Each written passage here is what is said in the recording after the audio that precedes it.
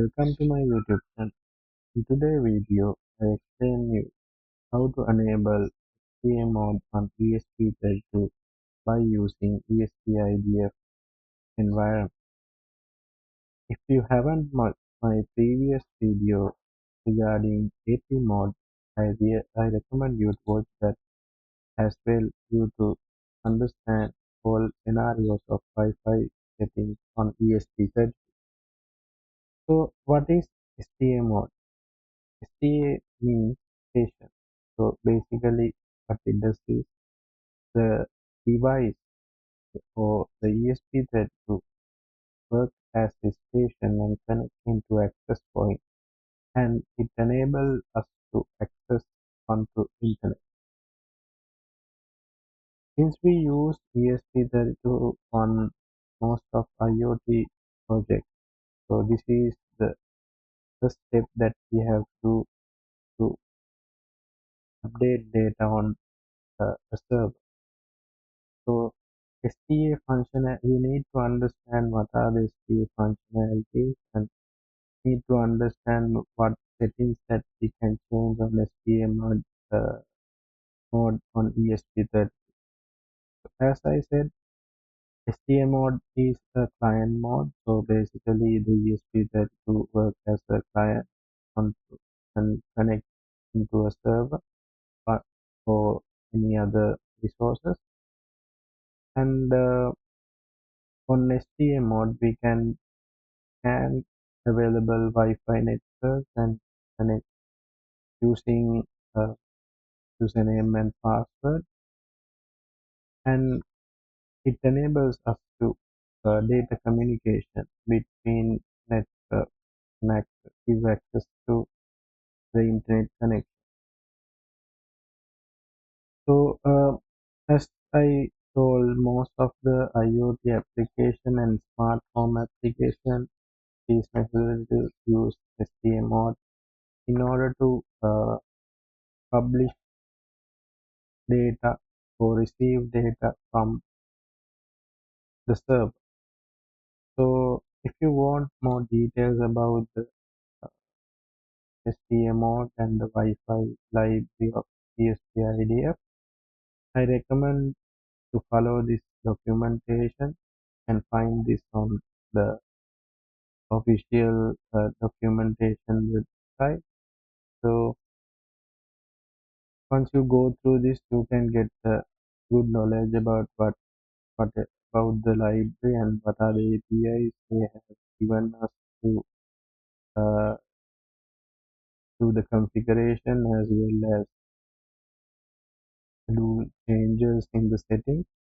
So if you develop a real application, it is necessary to follow this documentation and understand what is on there in the library. Okay, let's go into the programming side. So I am referring the example code that given by IDF SDK. So you can find this example on IDF Explorer directly. You just have to go to IDF Explorer and go to show example, and under Wi-Fi category you can find the example code called station.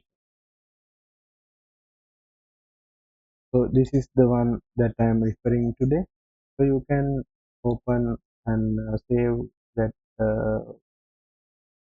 program in directly. I have already done it to minimize the time on this video. So you can just select it and then need to create the example code in the particular directory. Once you have done it, it will open a program like this. So under the main folder, you can find this station example main.c5. So this is uh, the sample code that given by the IDF to follow up for our development. So this is very simple code, and it is so when you are developing application, you can directly use these functions without any issue. So what it does is in this code, it just enable STM mode and connect into a Wi-Fi router.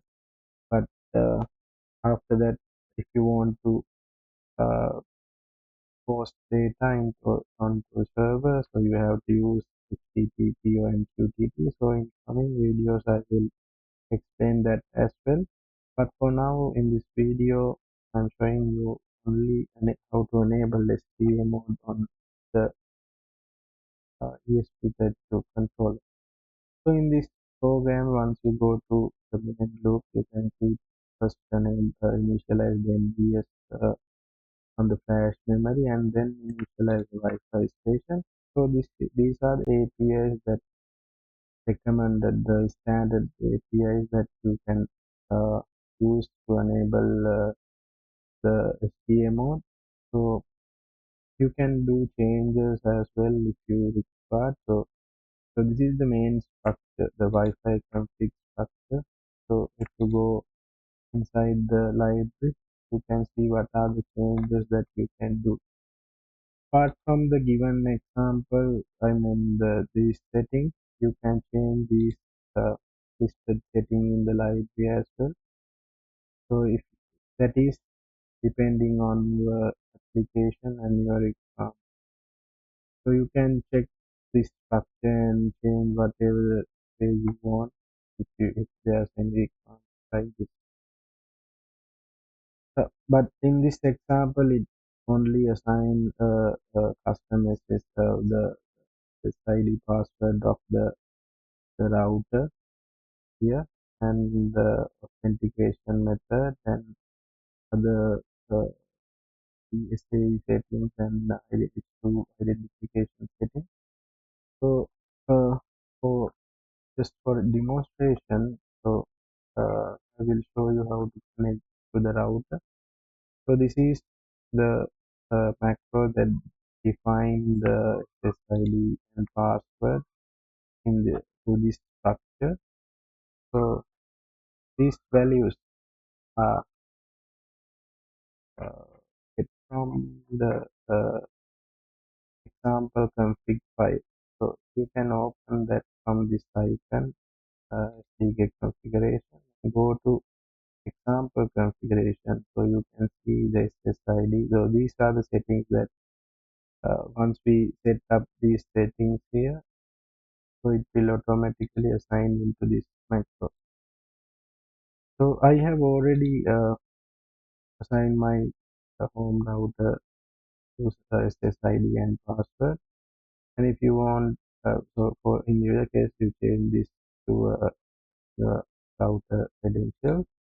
And also without using SDK editor, you can just type the password, username, password here and assign that to the macro as well. But for easiness, I just use directly how the library uh, have structure, has structure. So I have already assigned my SSID and password, and so these are the encryption methods that you want to enable. So depending what you assign here, it will enable this particular macros depending on your settings. So, and this is the event handler that triggers when event Wi-Fi event happen, and this is very useful function here when you are developing application. You can use this handler to identify different events of station mode. For an example, once you connect into a router, this uh, condition will trigger when is disconnect from the router. It will trigger, so you can modify this uh, handler handler function as well to improve your product code. So that is it basically for the code, and and then you just have to do is just download it. I have to download to minimize the time. So let's see what happens when we restart the pod. So as you can see, it initialized the NVS first and then start connecting to a access point or a router. So this is where it tries to connect into the router. If we set up the SSID and password correctly, then it will connect to your setup router. So as you can see, uh, now my ESP32 has connected into my home router using this SSID and password. So after these settings, you can send data to any server using HTTP or MQTT or any other method.